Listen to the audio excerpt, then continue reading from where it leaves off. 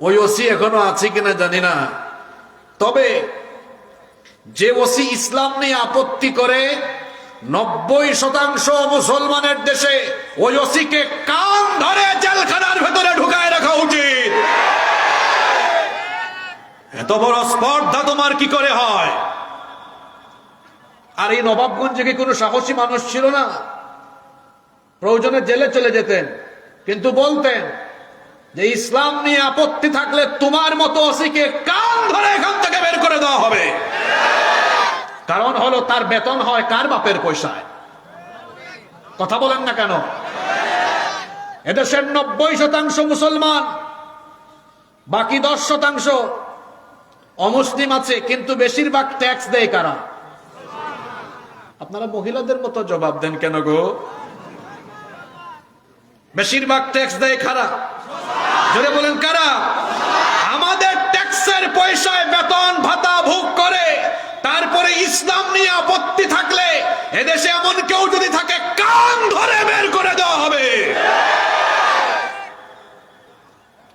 ইসলাম এদেশে ছিল, আছে, থাকবে।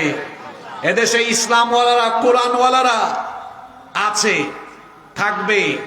এরা পালায় না, হারায় না, বরং কোরআনের বিরুদ্ধে যারা যায় তারা এক সময় পালিয়ে যায়, হারিয়ে যায়।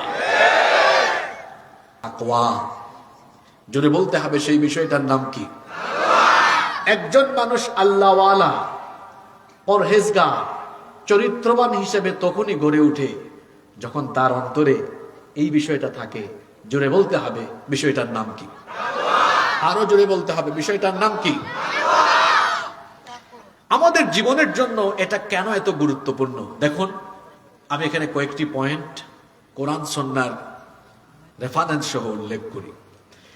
কেন আমাদের জীবনের জন্য এই কোয়ালিটি দরকার? তাকওয়া নামক এই গুণ কেন আমাদের সকলের মধ্যে থাকা দরকার?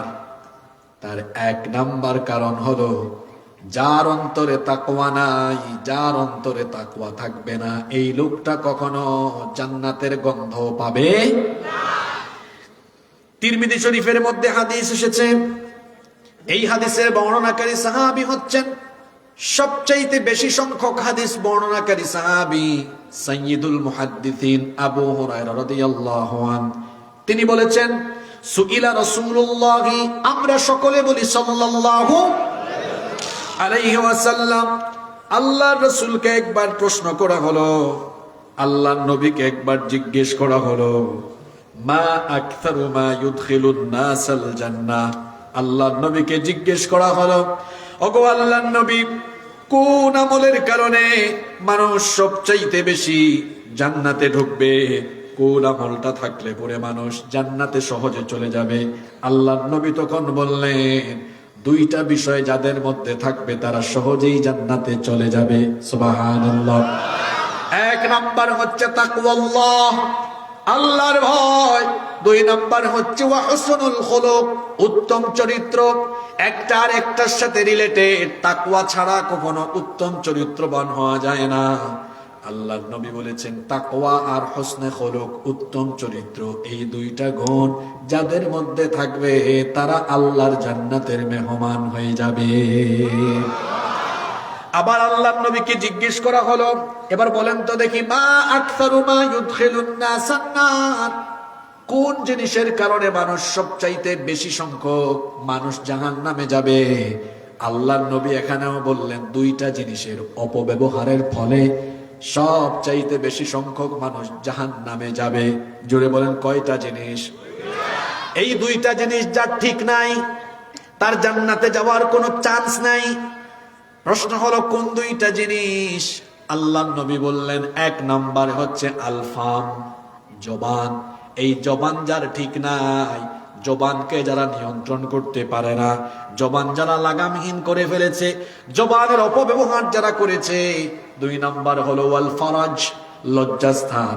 লজ্জাস্থানের অপব্যবহার অর্থাৎ জিনা, ব্যভিচারে যারা নিমজ্জিত হয়েছে, বিবাহ বহির্ভূত হারাম রিলেশনে যারা সম্পৃক্ত হয়েছে, এই দুইটা জিনিসের অপব্যবহার যারা করবে তারা সোজা আল্লাহ জাহান্নামে চলে যাবে।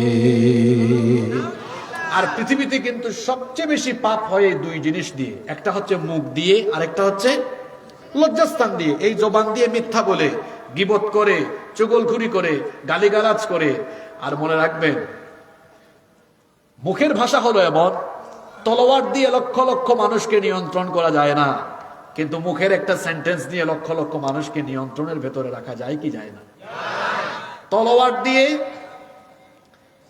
দিয়ে কখনো কখনো এমনও হয় যে ক্ষমতা টিকায় রাখা যায়, কিন্তু জবানের অপব্যবহার হয়ে গেলে ক্ষমতাও আর টিকে থাকে না। আমার দেশের এক রাবেয়া বছরই তারই পরিণতি হয়েছে, কিন্তু বলেন না কেন? কিসের কারণে? জবানের কারণে। আরেকটা জিনিস হলো লজ্জাস্থান। এটাকে যারা নিয়ন্ত্রণ করতে পারে না তারাও জাহান্নামে যাবে, বলেছেন মুহাম্মদ, আমরা বলি সাল্লাল্লাহু। আর যে দুটা জিনিসের কারণে মানুষ জান্নাতি হয় তার প্রথমটা হলো তাকওয়া। জোরে বলতে হবে, তার প্রথমটার নাম কি? কেন আপনি তাকওয়াবান হবেন?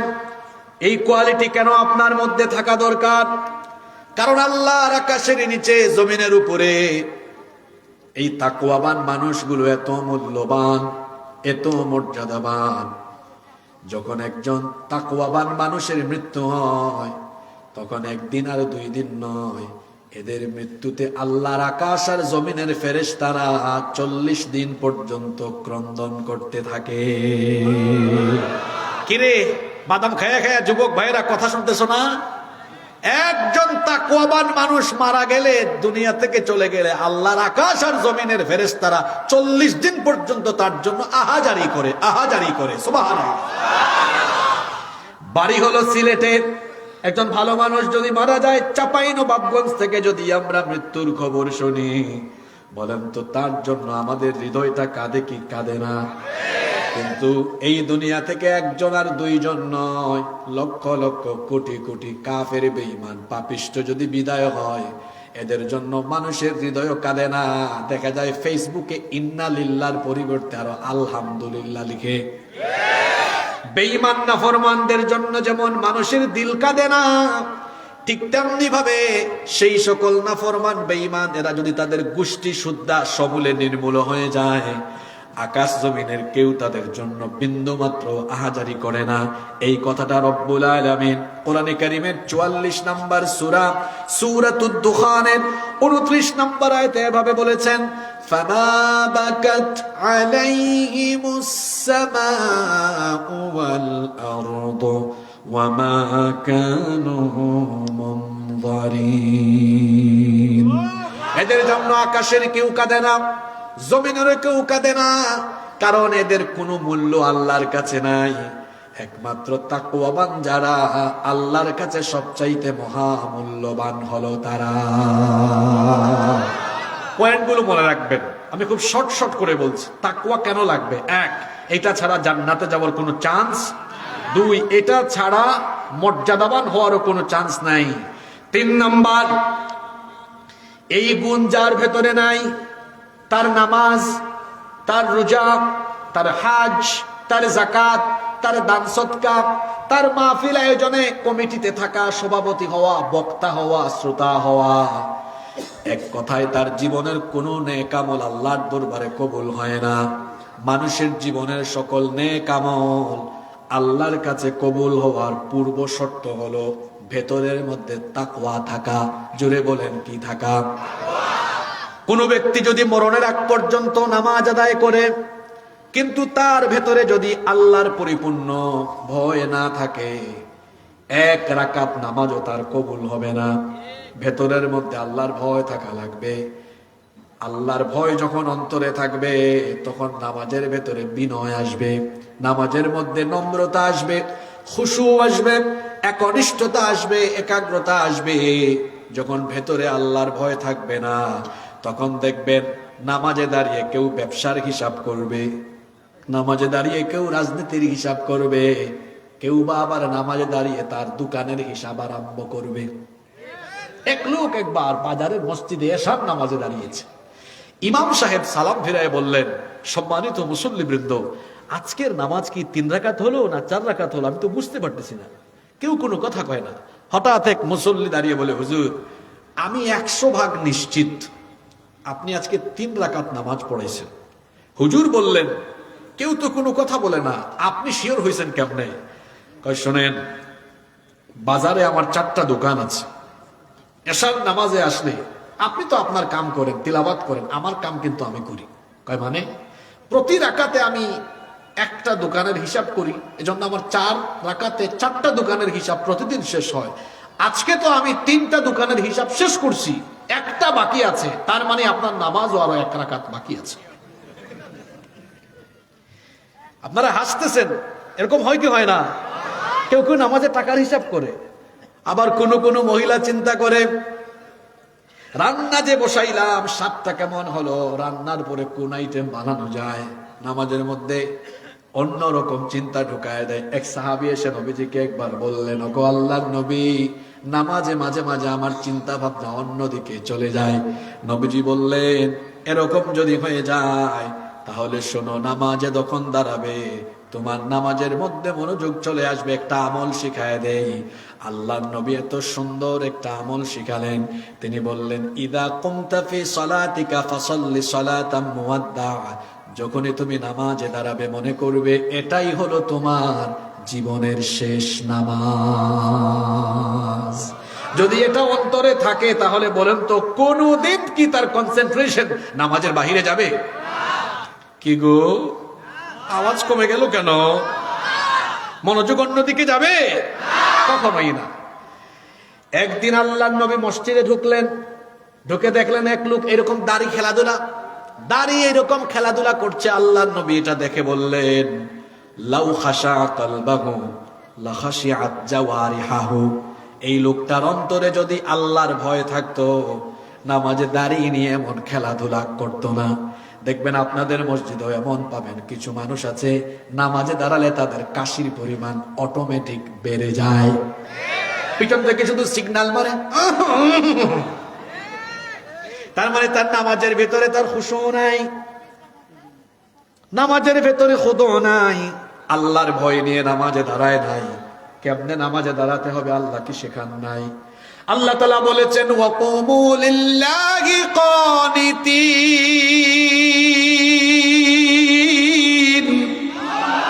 বিনয়ী হয়ে দাঁড়াও, নম্র হয়ে দাঁড়াও, আল্লাহর ভয় নিয়ে দাঁড়াও।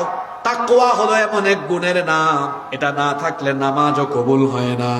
এমনকি রমজান শরীফে যে রোজা রাখি আমরা, এই রোজাও আল্লাহর দরবারে কবুল হয় না যদি অন্তরের মধ্যে আল্লাহর ভয় না থাকে। আল্লাহর নবী বলেছেন, লাইসা সিয়ামু মিনাল আকলি ওয়াশ শুরব। সুবহে সাদেক থেকে নিয়ে শুরু করে ইফতারের আগ পর্যন্ত খাবার আর পানাহার থেকে বিরত থাকার নাম শুধু রোজা নয়। তাহলে রোজা হলো কি? নবীজি বললেন, ইন্নামাস সিয়ামু মিনাল্লাগহি ওয়ার রাফাত। নিশ্চয়ই রোজা হলো যে আল্লাহর ভয়ে আমি সুবহে সাদিক থেকে নিয়ে ইফতার পর্যন্ত খাবার খাই না, পানাহার গ্রহণ করি না, হালাল স্ত্রীর কাছে যাই না। সে আল্লাহর ভয়ে সকল অনর্থক, অহেতুক এবং গুনাহের কাজ থেকে বেঁচে থাকার নাম হলো রোজা। এটা যার অন্তরে নাই, আল্লাহর ভয় যার অন্তরে নাই, তার রোজাও আল্লাহর দরবারে কবুল হয় না, কুরবানিও কবুল হয় না। আমরা যে কুরবানি দেই, কুরবানির সময়ে রক্ত মাংস কোনটাই তো আল্লাহ দেন না, গোশতটাও আমরা ভাগ করে ফেলি। তাহলে এই কুরবানির মাধ্যমে আল্লাহ আমাদের কি যাচাই করতে চান? আল্লাহ তাআলা বলছেন, লাইয়ানালাল্লাহা লুহুমুহা ওয়ালা দিমাউহা ওয়ালাকিন ইয়ানালুহু তাকওয়া মিনকুম।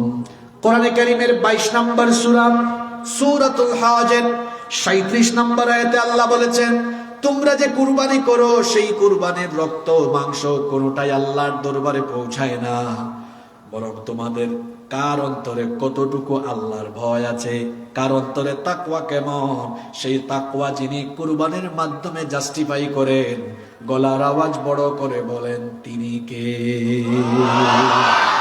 নামাজ, রোজা, হজ, যাকাত একটা প্রত্যেকটা ইবাদত, আমার মতো বক্তার ওয়াজও আল্লাহর দরবারে কবুল হবে না, আপনাদের মতো ওয়াজ কমিটি আর শ্রোতা কারো কোনো আমল কবুল হবে না যদি অন্তরে কি না থাকে। নাম্বার 4, 4 নাম্বার, পৃথিবীতে কোটি কোটি মানুষ আছে, এদের মধ্যে আল্লাহর কাছে সবচেয়ে পছন্দের, সবচেয়ে ভালোবাসার মানুষগুলো হলো যারা আল্লাহকে ভয় করে।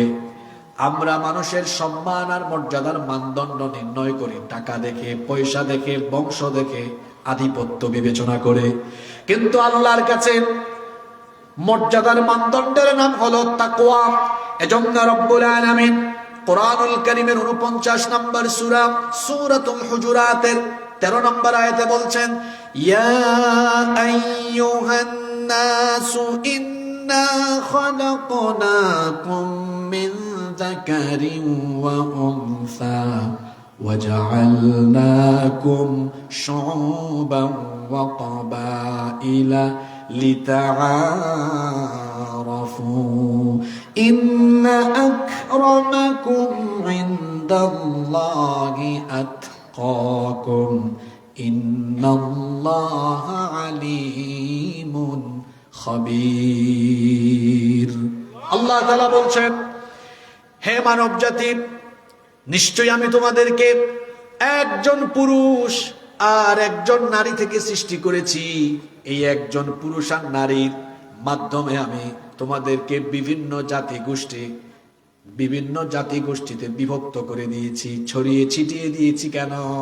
লিতারাফু, যাতে তোমরা পরস্পর পরিচিত হতে পারো। আর জেনে রেখো, তোমাদের মধ্যে কারো বংশ বড়, কারো বংশ ছোট, কারো চেহারা সাদা, কারো চেহারা কালো, কারো টাকা বেশি, কারো টাকা পয়সা কম, কারো ক্ষমতা আছে, কারো ক্ষমতা নাই। এগুলো দিয়ে আমার কাছে প্রিয় হতে পারবা না, আমার কাছে আমার নৈকট্যশীল বান্দা হতে পারবা না, সম্মানিত হতে পারবা না। বরং বান্দারে শোনো, ইন্না আকরামাকুম ইনদাল্লাহি আতকাকুম, নিশ্চয়ই তোমাদের মধ্যে তাকওয়াবান যারা, আমার কাছে সবচাইতে সম্মানিত হলো তারা। তাহলে আল্লাহর কাছে সম্মানিত হওয়ার জন্য যে কোয়ালিটি লাগবে, জোরে বলেন তো সেই কোয়ালিটির নাম কি? আরো জোরে বলেন, সেই কোয়ালিটির নাম কি? 4টা পয়েন্ট বলেছি, মনোযোগ দিয়ে শুনেন। কেন তাকওয়া লাগবে? 1, এটা ছাড়া জান্নাতে যাওয়া তো দূরের কথা, গন্ধ পাওয়া যাবে না। 2, কেন এই তাকওয়া লাগবে? কারণ তাকওয়াবান মানুষেরাই আকাশের নিচে জমিনের উপরে মহামূল্যবান। 3, এটা ছাড়া কোনো ইবাদত আল্লাহর দরবারে কবুল। 4, তাকওয়াই হচ্ছে আল্লাহর কাছে সম্মানিত হওয়ার মানদণ্ড। এই তাকওয়াটা থাকে কোথায়? পোশাকে আশাকে? জোরে বলেন, কোথায়? আমার দেশের বেশিরভাগ মানুষ মনে করে যার গায়ে যত লম্বা জুব্বা, যার দাড়ি যত বেশি লম্বা, তার তাকওয়ার পরিমাণ তত বেশি। যদি শুধুমাত্র দাড়ি দিয়ে তাকওয়াবান মানুষ যাচাই করা যেত, তাহলে রবীন্দ্রনাথ ঠাকুর সবচেয়ে বড় মুত্তাকি হতো। বেচারার এত বড় দাড়ি আর এত বড় মুখ। ঠিক মতো আপনি যদি অনেক বেশি পাওয়ারের লাইট ও মুখের মধ্যে মারেন, আমার মনে হয় ঠোঁটগুলা দেখা যাবে না। এরকম কিছু মানুষ কিন্তু আমাদের দেশে আছে। হ্যাঁ, মুছ দেখা যায়, ঠোঁট দেখা যায় না। অথচ হাদিসে এসেছে দাড়ি লম্বা করো আর গোঁফ ছোট রাখো। কারবার করছে উল্টা, দেখবেন আপনাদের এলাকায়ও আছে। এইটা নাই, এটা আছে। আবার এত বড় রেখেছে, বেচারার পানি পান করতেও সমস্যা হয়, দুধ পান করলে বিপদ হয়। একবার দুধ পান করার কিছুক্ষণের মধ্যেই এক লোক এসে বলতেছে, ভাই এই 2-3 দিনের মধ্যে বুড়া হয়েছেন কেমনে? মানে মুস্ত একদম সাদা হয়ে গেল। তুমি ভুল বুঝছো, তুমি আসার আগে আমি দুধ পান করেছি, একটু সল লেগে গেছে। গোঁফ ছোট রাখতে হবে আর দাড়ি বড় করতে হবে। তো বলছিলাম, জুব্বা, দাড়ি, টুপি এগুলো দিয়ে তাকওয়াবান মানুষ চেনা যায় না। তাহলে কি এগুলোর কোনো গুরুত্ব নাই? অবশ্যই গুরুত্ব আছে। এটা বোঝানোর জন্য বলি, এই যে স্কুল কলেজে ছাত্রছাত্রীরা যায়, যাওয়ার সময় তারা স্কুল ড্রেস, আইডি কার্ড, তার ইউনিফর্ম মেনটেন করে যায়, তাই না? কিন্তু কেউ যদি ইউনিফর্ম মেনটেন করে গিয়ে ক্লাস না করে পরীক্ষায় ফেল মারে, তাহলে যাওয়া আসার কোনো গুরুত্ব আছে? কিন্তু স্কুলে গিয়ে ক্লাস করার জন্য এটা গুরুত্বপূর্ণ। এই দাড়ি, টুপি, দাড়ি, এগুলো হলো আমি মুসলমান হিসাবে আমার ইউনিফর্মের মতো। কিন্তু ওই ছাত্র যেভাবে ইউনিফর্ম পরে ক্লাসে গিয়ে সে যেমন পড়ালেখায় মনোযোগী হয়ে ভালো রেজাল্ট করে, ঠিক তেমনি ভাবে আমাদের এগুলো থাকার পাশাপাশি আমাদের মধ্যে তাকওয়ার কম্বিনেশন থাকা লাগবে। তখন আমরা ভালো মুসলমান হতে পারবো ইনশাআল্লাহ। আর এই তাকওয়া পোশাকে আশাকে থাকে না, এটা থাকার জায়গা কোথায়? আল্লাহ নবী বলেছেন আত-তাকওয়া হাহুনা। নবীজির একটা সুন্নত হলো তিনি যখন গুরুত্বপূর্ণ কোনো কথা বলতেন সেটা তিনি একবার নয় মোট 3 বার বলতেন। জোরে বলেন কয়বার? সুম্মা আশারা ইলা সাদরিহি। আল্লাহ নবী তার বক্ষ মোবারকের দিকে ইশারা করে বললেন, শোনো, তাকওয়া হাহুনা, আত-তাকওয়া হাহুনা, আত-তাকওয়া হাহুনা। তাকওয়া থাকার জায়গা হলো অন্তরে। বলেন তো তাকওয়া থাকার জায়গা কোথায়? এতক্ষণ ধরে যে তাকওয়া তাকওয়া তাকওয়া তাকওয়া শুনতেছেন, হোয়াটস দ্য মিনিং অফ তাকওয়া? মা মা'না তাকওয়া? তাকওয়া মানে কি? তাকওয়া এই শব্দটা বাংলা না ইংরেজি? কি গো, ঘুমাই গেছে? বলেন তাকওয়া শব্দটা বাংলা না ইংরেজি? এটার অনেকগুলো অর্থ আছে। সবচাইতে চমৎকার ব্যাখ্যা দিয়েছেন সাইয়্যিদিনা আলী ইবনে আবি তালিব রাদিয়াল্লাহু আনহু। তিনি বলেছেন তাকওয়া শব্দের অর্থ হলো 4টা। কথা বুঝে থাকলে পুরুষোচিত কণ্ঠে জবাব দিয়ে বলেন। তিনি বলেছেন তাকওয়া শব্দের অর্থ কয়টা? 1 নম্বর অর্থ হচ্ছে আল খাউফু মিনাল জালিল, মহামহিয়ান আল্লাহকে ভয় করা। আল্লাহকে ভয় করার মানেটা কি? আল্লাহকে ভয় করার মানে হলো অন্তরে সব সময় এই জিনিসটা থাকা যে আমি 24 ঘন্টা যা করি আমার সকল কর্মযজ্ঞ যিনি দেখেন এবং শোনেন তিনি কে? যুবক ভাইয়েরা আছেন না ঘুমাই গেছেন? তাকওয়া মানে কি বুঝেন? এই যে আমার হাতের মধ্যে যে জিনিস আছে এই জিনিসটার নাম কি? এটা এমন এক জিনিস, এই যুগে আপনার ঈমানকে তছনছ করে দেওয়ার জন্য এই জিনিসটাই যথেষ্ট। এই জিনিসটা যথেষ্ট। আমি আজকে আসার সময় দেখলাম স্কুলে পড়ে, সম্ভবত 6-7 পড়ে, এই ছেলেমেয়েরা স্কুল রেখে কবুতরের জোড়ার মতো পার্কের মধ্যে বসে আছে। তাকওয়া কারে বলে শোনেন? এই যে আমার বাবা আমার মা, তাদেরকে আমি বলে আসতাম আব্বু আম্মু স্কুলে যাচ্ছি, তারপরে 2 কিলোমিটার যাওয়ার পরে আমি তো আগেই বলে রাখছি ওই জায়গায় আইসো, 2 জন মিট করে তারপরে চলে গেলাম কোনো গার্ডেনে, কোনো পার্কে, কোনো সুইমিং পুলে। তারা 2 জন মনে মনে খুশি, একজন আরেকজনটা কই দেখছো কারবার, আমরা যে এখানে আসছি আমাদের বাবাও জানে না, মাও জানে না, স্কুলের কোনো স্যারেরাও জানে না। কিন্তু বলেন তো দুনিয়ার কেউ না জানলেও 2 জনের ফষ্টি নষ্টির খবর যিনি জানেন তিনি কে? এইটা অন্তরে থাকার নাম হলো। এই যে মোবাইল, যুবকেরা এই মোবাইলে এত পরিমাণ এডিক্টেড হয়েছে, আমার তো মনে হয় 24 ঘন্টার মধ্যে তারা কমপক্ষে 14-15 ঘন্টা খালি মোবাইলেই পড়ে থাকে। এত বেশি মোবাইলের পেছনে তাদের সময় ব্যয় হয়। রাতের বেলা বাসা বাড়িতে তো ওয়াইফাই আছে, দরজাটা সুন্দর করে, আপনারা সিটকারি বলেন না অন্য কিছু বলেন, মিল আছে তাই না আমাদের সাথে? এরকম সিটকারি লাগায়, লাগানোর পরে চিন্তা করে এখন তো আর কেউ নাই, গুগল শরীফে ঢুকে, পর্ন সাইটে ঢুকে পর্ন মুভিতে আসক্ত হয়ে গেল। ইউটিউব শরীফে গিয়ে আজে বাজে ভিডিও দেখা আরম্ভ করলো। সে মনে মনে চিন্তা করছে, এই যে আমি ইউটিউব শরীফে গুগল শরীফে ঢুকে যা দেখতেছি আমার বাপও জানে না, মাও জানে না, কিন্তু আমার ভাই গো মনে রাখবেন অন্ধকার এই রুমে, একাকী এই রুমে আপনার এই কর্মযজ্ঞ যিনি দেখেন এবং শোনেন তিনি কে? এটার নাম আল্লাহর ভয়। এখন দেখবেন অনেকে মোবাইলের মধ্যে ওই যে স্ক্রিন প্রোটেক্টর আছে না, এখন আরেক জাতের গ্লাস বের হইছে, প্রাইভেসি গ্লাস, তাই না? মানে আমি এখানে মোবাইল চালাবো, আপনি আমার পাশে, কিন্তু আমি কি দেখতেছি আপনি এটা দেখবেন না। এটা আমার চাচারা না বুঝলেও যুবকরা বুঝছে। কিরে যুবকরা কথা বলো, ঠিক আছে না? Privacy glass. মানুষের থেকে প্রাইভেসিতে থাকা যায়, কিন্তু আল্লাহর কাছে কোনো কিছু গোপন আছে? কারণ আমার আল্লাহর পরিচয় হলো ইন্নাল্লাহা কানা সামিআম বাসীরা। নিশ্চয়ই তিনি সবকিছু শোনেন, সবকিছু দেখেন। আপনি নবাবগঞ্জে বসে রাজশাহীতে কি হচ্ছে মিডিয়া ছাড়া শুনতে পারবেন না, জানতে পারবেন না। কিন্তু বলেন তো আমার আল্লাহ পৃথিবীর সকল কিছু শোনেন কি শোনেন না? মাছওয়ালা একজন নবী আছেন, কোরআনে তাকে বলা হয়েছে সাহিবুল হুত, তাকে কোরআনে বলা হয়েছে জান্নুন। মাছওয়ালা নবী, যাকে মাছ গিলে ফেলেছিল।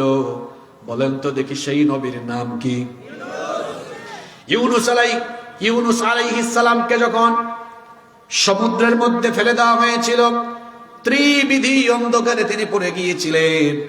একটা অন্ধকার হলো রাতের অন্ধকার, 2 নাম্বার অন্ধকার হলো সমুদ্রের তলদেশের অন্ধকার, 3 নাম্বার অন্ধকার হলো মাছের পেটের ভেতরের অন্ধকার। ত্রিবিধি অন্ধকারে নিমজ্জিত হয়ে সেখানে তিনি মহান আল্লাহকে একটা ডাক দিলেন। তিনি তখন বললেন, যারা পারেন আমার সাথে পড়েন, লা ইলাহা ইল্লা আনতা সুবহানাকা ইন্নী কুনতু মিনাজ জালিমিন। তুমি ছাড়া কোনো ইলাহ নাই, আমি আমার নিজের উপরে জুলুম করে ফেলেছি। তিনি যেন আল্লাহকে এই কথা বলতে চাইলেন, আল্লাহ আমাকে উদ্ধার করো। আপনারা বলেন তো দেখি, সাগরের তলদেশে মাছের পেটের ভেতর থেকে তিনি যে আওয়াজ করলেন, সাউন্ড করলেন, এই সাউন্ড দুনিয়ার কোনো মানুষ, ফেরেশতা কিংবা অন্য কেউ কি শুনেছে নাকি? কেউ শুনে নাই।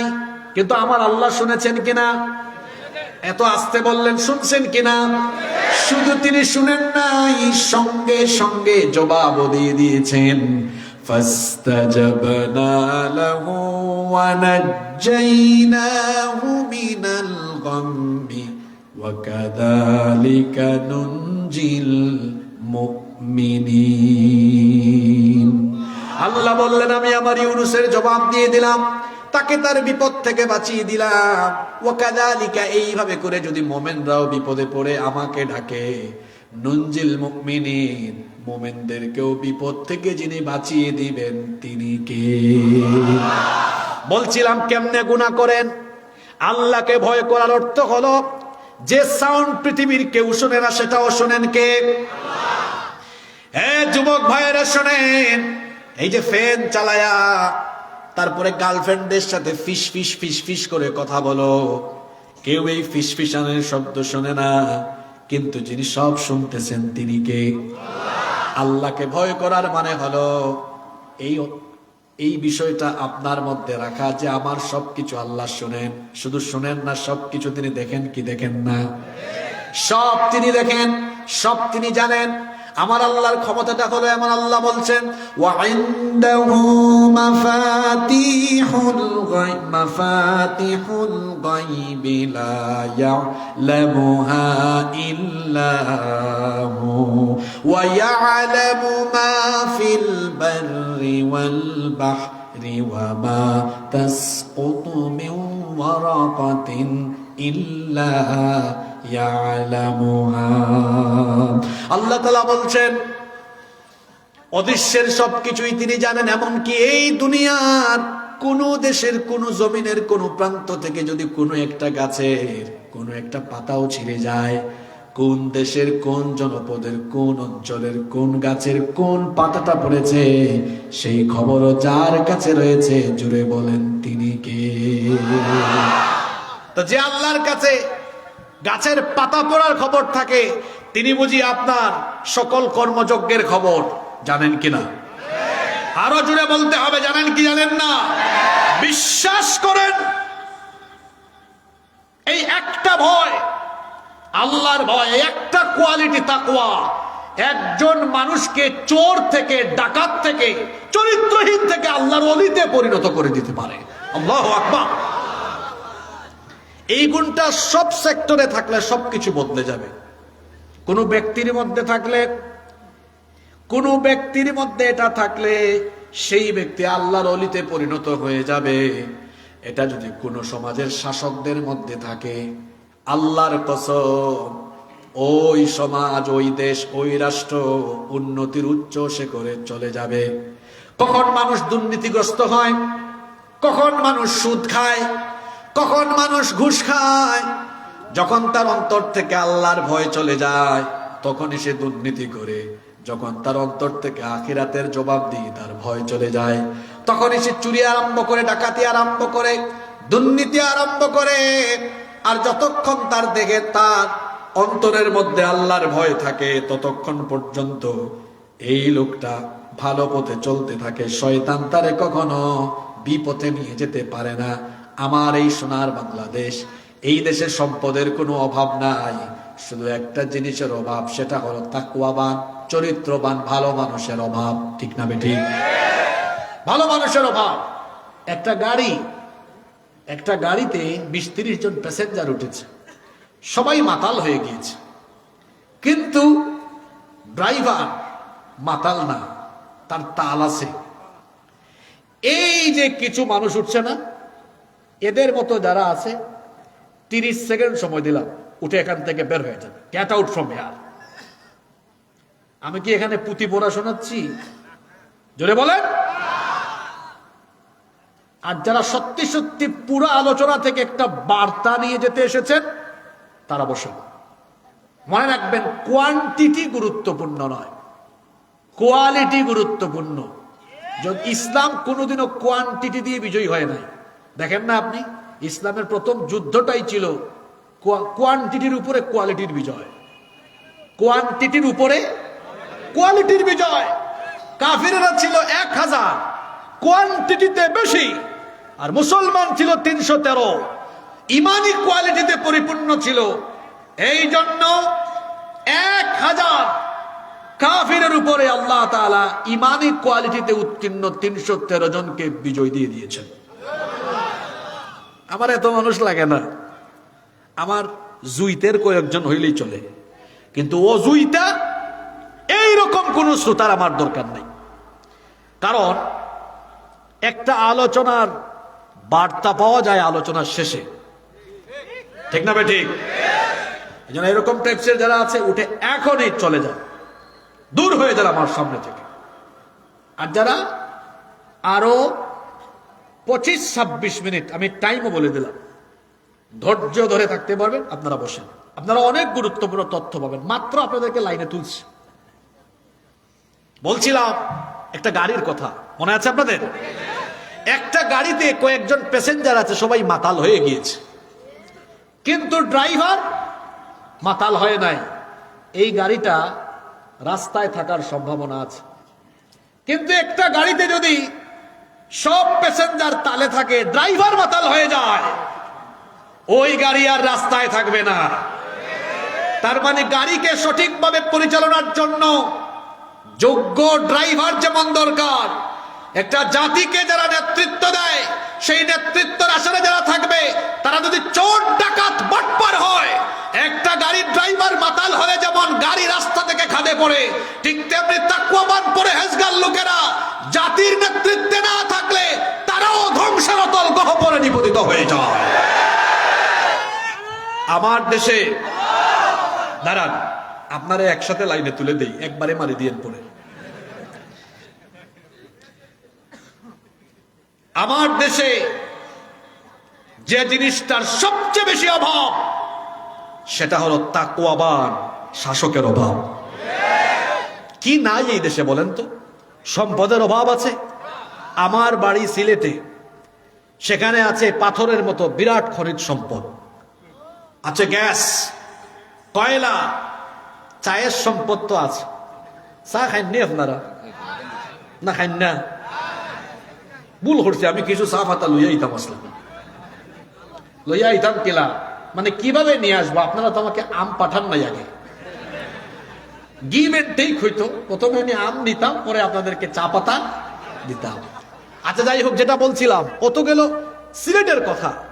এই রাজশাহীতে আসলে, চাপাইয়ে আসলে, আরে বাপরে বাপ, আমার আম।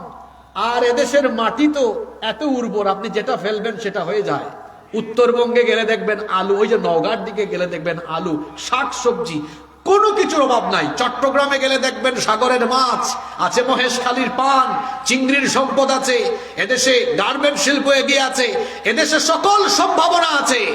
শুধু এই দেশে একটা জিনিসের অভাব, সেটা হচ্ছে ওই যে এক গাড়ির ড্রাইভার, সে যেমন মাতাল হয়ে গিয়েছিল বলে তার গাড়ি রাস্তা থেকে একদম নদীতে খালে বিলে ফেলে দিয়েছে, ঠিক তেমনি ভাবে আমরা স্বাধীনতা লাভ করার পরেও 54 বছর পর্যন্ত আমরা এই জাতির জন্য চরিত্রবান নেতা ঠিক করতে পারিনি, যার কারণে আমরা সমৃদ্ধির জায়গায় পৌঁছাতে পারিনি। অথচ আল্লাহর নবী এবং সাহাবীরা একটা সমাজকে বদলে দিয়েছেন কিভাবে। এমন এক সমাজ যারা মদ আর নারী ছাড়া কিচ্ছু বুঝতো না, যারা নারীদেরকে রাস্তায় পেলে কি করত, বাজারে যেভাবে সবজি আর মাছ কেনা বেচা হয়, বিবাহ শাদী ছাড়া নারীদেরকে বুক করত। নাউজুবিল্লাহি মিন যালিক। যারা মদ আর নারী নিয়ে পড়ে থাকতো, লুটপাট রাহাজানি, যেগুলো ছিল তাদের নিত্য নৈমিত্তিক অভ্যাস, আল্লাহর নবী এই মানুষগুলোকে দ্বীনের সুশীতল ছায়াতলে এনে প্রত্যেকের ভেতরে তাকওয়ার অ্যাপস, তাকওয়ার ওইটা ইনস্টল করায় দিছেন। পরে দেখা গেল যে ছিল ধর্ষণকারী সে হয়ে গেল নারীদের ইজ্জত পাহারাদার, যে ছিল লুটপাটকারী সে হয়ে গেল মানুষের সম্পদের পাহারাদার। বিশ্বাস করেন, কোন মানুষকে জেলে নিয়ে পিটাইয়া ভালো বানাতে পারবেন না। আমার দেশে উল্টা দেখা যায়, কেউ জেলে গেলে আরো তার অপরাধের প্রমোশন হয়, চোর হয়ে ঢুকলে বের হলে ডাকাত হয়। আপনি জেলে নিয়ে, রিমান্ডে নিয়ে নির্যাতন করে অসৎকে সৎ বানাতে পারবেন না, কিন্তু ভেতরে তাকওয়া ঢুকাই দিলে শয়তান শয়তানি করলো আল্লাহর অলিতে পরিণত হয়ে যাবে। সুবহানাল্লাহ পড়বেন না? আর এই গুণের মানুষগুলো যখন রাষ্ট্র পরিচালনা আরম্ভ করে, পরিস্থিতি কি করে বদলে যায়। 2-3টা ঘটনা আমার মনে পড়ছে, আমি কি ঘটনাটা বলবো? তাকওয়াবান শাসকদের শাসনের নমুনা কেমন হয়? ওমরে ফারুক রাদিয়াল্লাহু আনহু, যিনি কিনা অর্ধ দুনিয়া শাসন করেছেন, অর্ধ পৃথিবীর তিনি প্রেসিডেন্ট ছিলেন। আল্লাহু আকবার। রাতের বেলা তিনি ঘুমাতেন না, না ঘুমিয়ে তিনি জনগণের খোঁজখবর নেওয়ার জন্য বেরিয়ে যেতেন, কোথায় কারা কি করছে সেটা তিনি দেখতেন। একদিন রাতের বেলা লক্ষ্য করলেন একটা তাঁবুর পাশে একজন মহিলা চুলার মধ্যে কি জানি পাতিলের মধ্যে নাড়াচাড়া করে, আর তার পাশেই তার বাচ্চারা কান্না করে। তিনি কাছে গিয়ে জিজ্ঞেস করলেন, কি ব্যাপারে মা, তোমার বাচ্চারা কাঁদে কেন? তিনি বললেন, আমার বাচ্চারা বড় ক্ষুধার্ত, এরা কয়েকদিন ধরে খাবার খায় না, এজন্য কান্না করছে। ওমরে ফারুক রাদিয়াল্লাহু আনহু বললেন, তো পাতিলের মধ্যে কি রান্না করো, তাড়াতাড়ি খাওয়াও না কেন, তাড়াতাড়ি খাইয়ে বাচ্চাগুলোর কান্না কেন বন্ধ করো না? মহিলা তখন বলল, কি করে খাওয়াবো, পাতিলে তো কোনো খাবার নাই। তিনি বললেন, তাহলে চুলার মধ্যে কি তুমি গরম করো, কি রান্না করো? মহিলা বলল, এই পাতিলের মধ্যে পানি ঢেলে দিয়েছি, পানির মধ্যে পাথর দিয়েছি, নিচে থেকে আগুন জ্বলছে, পাথর নাড়াচাড়া করছে, আমার বাচ্চারা যেন বুঝে কিছু রান্না হচ্ছে। সান্ত্বনা দিয়ে দিয়ে ঘুম পাড়ানোর চেষ্টা করছি, চিন্তা করছি বাচ্চারা হয়তো কাঁদতে কাঁদতে একেবারে ক্লান্ত হয়ে ঘুমায় যাবে। এই কথা শুনে ওমর ফারুক রাদিয়াল্লাহু আনহু বললেন, আপনার যেই কঠিন অবস্থা, আপনি কি খলিফার দরবারে যান নাই? এই বিষয়টি সম্পর্কে তাকে কি আপনি অবহিত করেন নাই? মহিলা তখন বললেন, চেষ্টা করেছিলাম, ভিড়ের কারণে যেতে পারিনি। আমার বাচ্চাগুলো কয়েকদিন না খেয়ে আছে, বড় ক্ষুধার্ত, তারা কান্না করছে, তাদের আহাজারিতে আমার কলিজাটা ছটফট ছটফট করছে। কথাটা শোনা মাত্রই ওমর ফারুক রাদিয়াল্লাহু আনহু তিনি কেঁদে ফেললেন। মহিলা বললেন, আপনি কাঁদেন কেন? তিনি বললেন, আচ্ছা আপনি দাঁড়ান, দেখি আপনার জন্য আমি কিছু করতে পারি নাকি। তাড়াতাড়ি করে দৌড়ায় তিনি বাইতুল মালে গেলেন। বাইতুল মালে গিয়ে তারপরে একটা বস্তার মধ্যে আটা ঢুকালেন, গম ঢুকালেন, কিছু খাদ্যদ্রব্য ঢুকালেন। এরপরে নিজেই সেই বস্তাটা কাঁধে বা মাথায় তিনি তুলে নিতে লাগলেন। বাইতুল মালের দায়িত্বশীল এসে বললেন, কি ব্যাপার আমিরুল মুমিনিন, আপনি কেন বস্তা নিজের কাঁধে বা মাথায় নিচ্ছেন, আমাকে দেন। তিনি তখন বললেন, তুমি সরে যাও, আমার বস্তা আমাকে উঠাতে দাও, কারণ কিয়ামতের দিন আমার বোঝা তুমি বহন করবে না। সরে যাও তুমি, যে দৃশ্য দেখে এসেছি আমার তো মনে হয় কিয়ামতের ময়দানে এর কারণে আমি আসামি হয়ে যেতে পারি। বস্তাটা নিজের কাঁধে নিয়ে ওই মহিলার কাছে তিনি গেলেন। নিজে তিনি আটা গম বের করে দিলেন, নিজেই রুটির খামির বানালেন।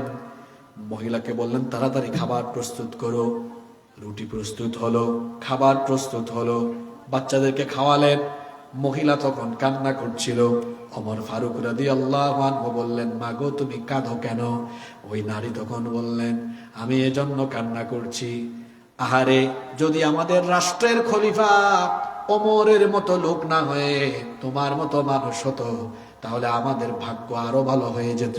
ওমর রাদিয়াল্লাহু আনহু একটু মুচকি হাসলেন, হেসে বললেন, ঠিক আছে, আগামীকাল তুমি খলিফার দরবারে যেও, দেখবো আমি তোমার জন্য আরো কিছু করতে পারি কিনা।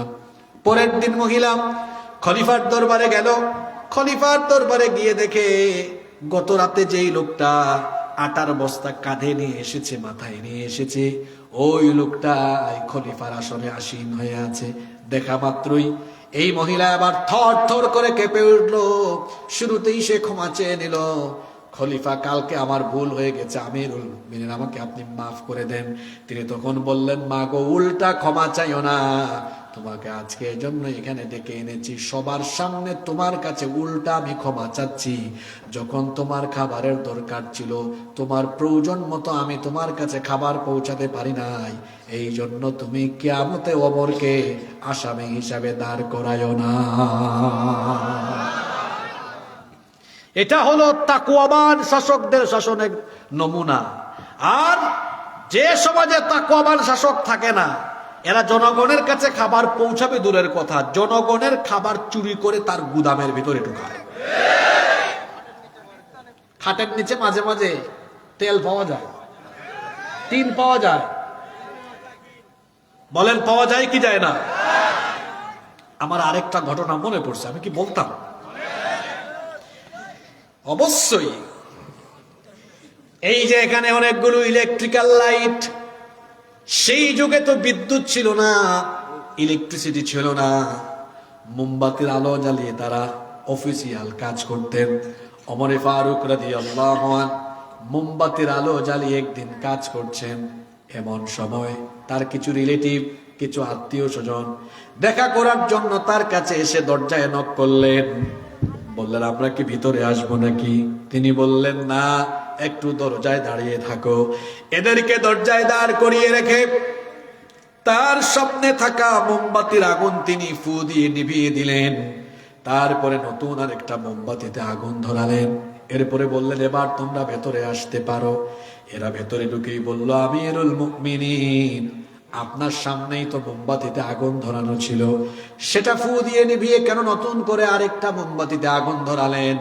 তিনি তখন বললেন, তোমরা আসার আগ পর্যন্ত রাষ্ট্রের টাকায়, জনগণের টাকায় কেনা মোমবাতির আলো জ্বালিয়ে আমি রাষ্ট্রের কল্যাণে অফিসিয়াল কাজ করছিলাম। তোমরা এসেছো আমার সাথে দেখা করতে, তোমরা আমার আত্মীয় স্বজন, সম্ভবত আমার সাথে ব্যক্তিগত কথা বলবে। চিন্তা করে দেখলাম, জনগণের পয়সায় কেনা মোমবাতির আলো জ্বালিয়ে আমি যদি নিজের আত্মীয় স্বজনের সাথে কথাবার্তা বলতে থাকি, তাহলে আমার উপর যে দায়িত্বের আমানত দেওয়া হয়েছে সেটার খেয়ানত হয়ে যাবে, জনগণের সম্পদ নষ্ট হবে, কিয়ামতের ময়দানে আমাকে আসামি হয়ে দাঁড়ানো লাগবে। এই ভয়টা আমার অন্তরে কাজ করার ফলে আমি তোমাদেরকে দরজায় দাঁড় করিয়ে রেখে জনগণের পয়সায় কেনা মোমবাতির আগুন ফু দিয়ে নিভিয়ে আমার নিজের টাকায় কেনা মোমবাতির আলো জ্বালিয়ে তোমাদেরকে ঘরে ডেকে এনেছি। এরকম শাসক, এই শাসনের নমুনা পাওয়া যায় কখন? যখন তাকওয়াবান শাসকেরা সমাজ আর রাষ্ট্রকে নেতৃত্ব দেয়। আমার দেশে, আমার সমাজে এই শূন্যতা আমরা অনুভব করছি। দেখা যায় প্রকৃতপক্ষে সৎ চরিত্রবান মানুষগুলোর পরিবর্তে কুখ্যাত চোর, ডাকাত, সন্ত্রাস, চাঁদাবাজরা নেতৃত্ব দেয় বলে জাতির কল্যাণ হয় না। এই জায়গা থেকে বের হয়ে আসতে হলে এই জাতির ড্রাইভিং সিটে তাকওয়াবান মানুষকে বসাতে হবে। খালি ঠিক বললে হবে না, কাম করে দেখাই দিতে হবে আপনাদের।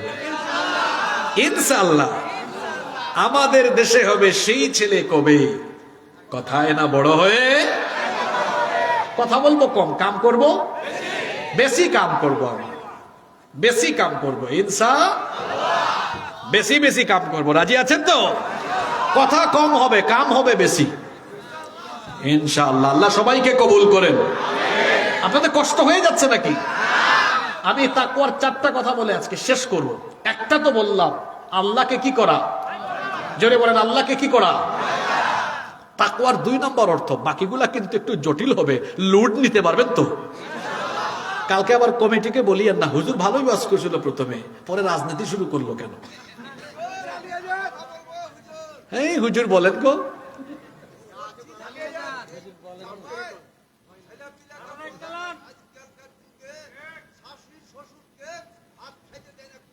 হ্যাঁ হ্যাঁ আসবে সামনে, আপনি বসেন ইনশাআল্লাহ। মাশাআল্লাহ, ঠিক আছে না, ঠিক কথা বলেছে উনি, থাকুক, এটাও আমরা বলবো ইনশাআল্লাহ। নাম্বার 2, আপনারা তো পুরো মজার মানুষ। নাম্বার 2, তাকওয়ার 2 নম্বর অর্থ হলো ওয়াল আমালু বিত-তানজিল। গুরুত্বপূর্ণ পয়েন্ট চলে আসছে, ঘুমাই গেছেন নাকি? তাকওয়া মানে শুধু আল্লাহকে ভয় করা নয়, তাকওয়ার 2 নম্বর অর্থ হলো ওয়াল আমালু বিত-তানজিল, আল্লাহর নাজিল হওয়া এই কিতাব অনুযায়ী পুঙ্খানুপুঙ্খ আমল করা। এটার নাম কি? তাকওয়া, এটার নাম। তার মানে সহজ বাংলায় যদি বলি, কোরআন অনুযায়ী আমল করার নাম হলো, আরো জোরে বলেন, কোরআন অনুযায়ী আমল করার নাম কি? এখন আমার দেশে বহু মানুষ আপনি পাবেন যারা কোরআন তেলাওয়াত করে কিন্তু কোরআনের আমল করে না। দেখবেন এলাকার বিশিষ্ট সুদখুর 5 ওয়াক্ত নামাজেও যায়, এই রকম নামাজি সুদখুর বিভিন্ন এলাকা আছে না নাই? নামাজও পড়ে, ফজরের পরে আবার বাড়িতে গিয়া কোরআন খুলে তারপরে পড়তেছে ইয়া ইয়া আইয়ুহাল্লাযীনা আমানু লা তাকুলুর রিবা আদআফাম মুদাআফা। কি সুন্দর আয়াত! হে ঈমানদারেরা, চক্রবৃদ্ধি হারে সুদ খেও না। তেলাওয়াত করেছে, এমন সময় একজন আসছে, চাচা ওই যে নিছিলাম সুদের টাকাটা, কয় ডিস্টার্ব করিস না, আমি তেলাওয়াতে আছি, পকেটে ঢুকাই দিয়া চলে যা। তেলাওয়াত করে কিসের আয়াত? সুদের আয়াত, আর পকেটে নেই কি? তাহলে কোরআন অনুযায়ী আমল হলো নাকি? আমার দেশে কোরআন তেলাওয়াতকারী বেশি না কোরআন আমল করে এমন মানুষ বেশি? রাগ কইরেন না এখন, বলেন তো আমার দেশে ওয়াজে মানুষ বেশি নাকি মসজিদে নামাজে মানুষ বেশি? দেখছেন কারবার? বলেন তো দেখি, কিয়ামতের দিন প্রথম যে আমলের হিসাব দেওয়া হবে সে আমলের নাম কি? তার মানে আমার চেয়ে তারা ওয়াজ ভালো জানে কিন্তু আমল করে না। ওয়াজ হবে কম, আমল হবে আমল বেশি হওয়া লাগবে। ওয়াজ কম হবে, আমল বেশি হবে, কিন্তু আমাদের হয়ে গেছে উল্টা। তাকওয়া হলো কোরআন অনুযায়ী আমল করা। কোরআন অনুযায়ী আমল করা মানে কি? আগে শোনেন, আল্লাহর নবী তিনি কেমন ছিলেন। আমার হাতে এটা হলো প্রিন্টেড কোরআন, যেটা ছাপাখানা থেকে প্রিন্ট হয়ে বের হয়েছে। আর আমার রসুল তিনি নিজে ছিলেন প্র্যাকটিক্যাল কোরআন, জীবন্ত কোরআন। আমাদের মা আম্মা জানা আয়েশা রাদিয়াল্লাহু আনহাকে গিয়ে জিজ্ঞেস করা হলো রসুলের চরিত্র কেমন ছিল। তিনি বলেন, আমি ওয়াজ করে বলা লাগবে না, একটু বাড়িতে চলে যাও, গিয়ে কোরআন পড়া আরম্ভ করো, কারণ কোরআনের প্রতিটা লাইন যেমন আমার নবীর চরিত্র হলো তেমন। এখন আসেন, বাকি কথা কি বলবো? আমাদের চরিত্র হলো এমন। কোরআন শরীফে আছে আকিমুস সালাহ, নামাজ কায়েম করো। আমরা নামাজ আদায় করি, মানুষকেও নামাজের দাওয়াত দেই, ঠিক আছে। এরপরে আল্লাহ যে বললেন ওয়াসসারিকু ওয়াসসারিকু ওয়াসসারিকু ওয়াসসারিকাতু ফাকতাহু আইদিয়াহুমা, চোর সে পুরুষ হোক বা নারী হোক, অপরাধ প্রমাণ হলে হাত কেটে দাও। আরো আছে ওয়ামান লাম ইয়াহকুম বিমা আনজালাল্লাহ ফাউলাইকা হুমুল কাফিরুন ফাউলাইকা হুমুয যালিমুন ফাউলাইকা হুমুল ফাসিকুন। যারা আল্লাহর দেওয়া কিতাব মোতাবেক বিচার ফয়সালা করে না, তারা হলো কাফের, তারা হলো জালেম, তারা হলো ফাসিক। বলেছেন কে? এখন দেখা যায় কোরআন তেলাওয়াত করে, নামাজ আদায় করে, কিন্তু কোরআন দিয়ে বিচার ফয়সালা করে যারা কোরআন দিয়ে বিচার ফয়সালা করে না, আল্লাহ বলেছেন তারা ঈমানদার হতে পারে। কোরআন দিয়ে বিচার ফয়সালা হলে ন্যায় বিচার প্রতিষ্ঠা হবে কি হবে না? এই যে দেখেন, আমাদের দেশ স্বাধীন হয়েছে 54 বছর। কত বছর? এর মধ্যে 32 বছর 2 জন নারী দেশ পরিচালনা করেছে, আর 22 বছর অনেকজন পুরুষ মিল্লা জিল্লা। আমরা এগিয়ে না মহিলারা এগিয়ে? আবার মহিলারা এত ক্ষমতা পেয়েছে, তারা এট এ টাইম প্রধানমন্ত্রী, বিরোধী দলীয় নেত্রী, স্পিকার, স্বরাষ্ট্রমন্ত্রী, পররাষ্ট্রমন্ত্রী, এমনকি শিক্ষামন্ত্রী নারীরা ছিল। ছিল কি ছিল না? নারীরা এত ক্ষমতা পাইয়া 32 বছর শাসন করে এই দেশ থেকে নারী নির্যাতন, নিপীড়ন, ধর্ষণ বন্ধ করতে পেরেছে। আর আরো 22 বছর পুরুষরা। এই টোটাল 54 বছরে শাসন চলেছে আল্লাহর আইনে না মানুষের আইনে? জুড়ে বলেন, মানুষের আইনে। এই 54 বছর আল্লাহর আইনে নয়, কার আইনে? মানুষের আইনে। তো নারী ধর্ষণ কি বন্ধ হয়ে গেছে নাকি? ওই যে 7-8 মাস আগে মাগুরায় একটা ছোট্ট মেয়ে, এক পরিবারের 3 নরপিশাচ আমার বোনটির উপরে পাশবিকতা চালিয়েছে।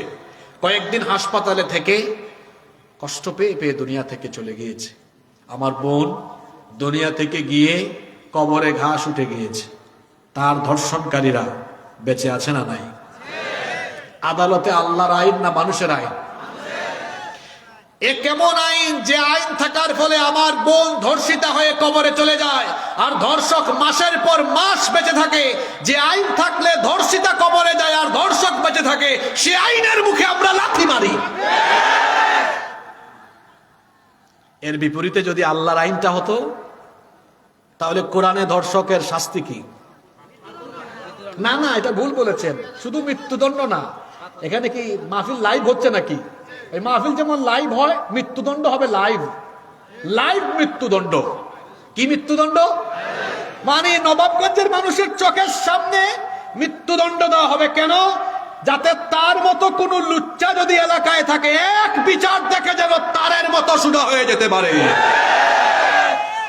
এখন বলেন তো দেখি, আপনাদের জন্য আল্লাহর আইন ভালো না মানুষের আইন ভালো? জোরে বলেন, কার আইন?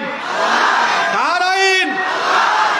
বিশ্বাস করেন, মানুষের তৈরি করা এই আইন 54 বছর ধরে আমাদেরকে মুক্তি দিতে পারে নাই। যদি আমরা মুক্তি চাই, তাহলে মানুষের তৈরি করা আইনের মুখে লাথি মেরে বঙ্গোপসাগরে এই আইনকে ফেলে দিয়ে আল্লাহর কোরআনের আইনকে গ্রহণ করে নিতে হবে। আমরা আল্লাহর কোরআনের আইন চাই কি চাই না? তাকওয়ার 2 নম্বর অর্থ হলো কোরআনে যা আছে তা কি করা? মেনে চলা। কোরআনে যা আছে তা কি করা? আপনি কিভাবে নিজের জীবন চালাবেন, পরিবার চালাবেন, এটা যেমন কোরআনে আছে, কেমনে আপনি সমাজ এবং রাষ্ট্র পরিচালনা করবেন, বলেন তো এটা কোরআনের ভেতরে আছে না নাই? অনেকে আছে কোরআন দিয়ে রাষ্ট্র গঠনের কথা বললে, যারা বলে তাদেরকে ধর্ম ব্যবসায়ী বলে গালি দেয়। আচ্ছা বলেন তো, এই যে আমি এখানে আছি, আমি তো চাপাই নবাবগঞ্জে 8-9 বছর ধরে আসতেছি, আমি তো সবসময় এই গেটআপে আসি। কেউ যদি আমাকে বা অন্য কোনো আলেমকে বলে আপনাকে 10 লক্ষ টাকা দিব, এমপিও বানাবো, আপনি শুধু এই জুব্বাটা খুলে শার্ট প্যান্ট পরে হাঁটবেন আর ক্লিন শেভ করে হাঁটবেন, আপনার কি মনে হয় এদেশের কোনো আলেম এটা করবে? জোরে বলেন, করবে? কিন্তু আমাদেরকে যারা ধর্ম ব্যবসায়ী বলে, ওদেরকে যদি আপনি বলেন ভাই আপনার বুট বেড়ে যাবে, শুধু শার্ট প্যান্টটা খুলে পায়জামা পাঞ্জাবি পরেন, আপনারাই ফতুয়া দেন। ভাই ভুট্টা একটু বাড়বে, শুধু টুপিটা সব সময় পরে রাখবেন আর নামাজটা ছাইরেন না। আর আমার দেশে ইলেকশন আসলে নামাজি বাড়ে, শুধু নামাজি বাড়ে না, নামাজের ওয়াক্তও বাড়ে। এমনি তো নামাজ কই ওয়াক্ত চালু হয়ে গেছে গো। হ্যাঁ, এমনি নামাজ কই ওয়াক্ত? 5 ওয়াক্ত। আর ইলেকশন আসলে এটা একটু উপরের দিকে যায়। কিভাবে? আপনারা জানেন যে গ্রামে এশার নামাজ যে টাইমে হয়, বাজারে একটু দেরিতে হয় না? এক ক্যান্ডিডেট ঢুকেছিল গ্রামে, ওখানে এশার নামাজের আজান হয়েছে, নামাজ শেষ করেছে, বাজারে ঢুকে দেখে হায় হায় এখানে এখনো একামত হচ্ছে। তা সাঙ্গপাঙ্গ বলছে, লিডার কি করবো গো, এখানে তো একামত হয়। একদম চুপ থাকো। আবার গিয়ে ঢুকো, একটু আগে না পড়লাম, একদম চুপ। ইলেকশনের টাইম, যতবার সুযোগ পাবি ততবার নামাজ পড়বি। আপনাদেরকে হাসানোর জন্য বলি নাই, এটা আছে না নাই? আমি কোন পয়েন্টে ছিলাম মনে রাখবেন। আমাদেরকে যারা ধর্ম ব্যবসায়ী বলে, ওরা ভোটের জন্য, ক্ষমতার জন্য টুপি না থাকলে টুপি দিতে পারে, পাঞ্জাবি না থাকলে পাঞ্জাবি দিতে পারে, নামাজি না হলে নামাজে যেতে পারে। কিন্তু আমরা কি আমাদের সুরত পাল্টাই? আমাদের ভাষা পাল্টাই? তাহলে আমাদেরকে যারা ধর্ম ব্যবসায়ী বলে, আমাদেরকে যারা ধর্ম ব্যবসায়ী বলে, যারা নিজেরা আবার ভোটের এবং ক্ষমতার আশায়, ক্ষমতার নেশায় সুরত পাল্টায়, বেশভূষা পাল্টায়, এরাই হলো প্রকৃত ধর্ম ব্যবসায়ী। আলেমরা ধর্ম ব্যবসায়ী নয়।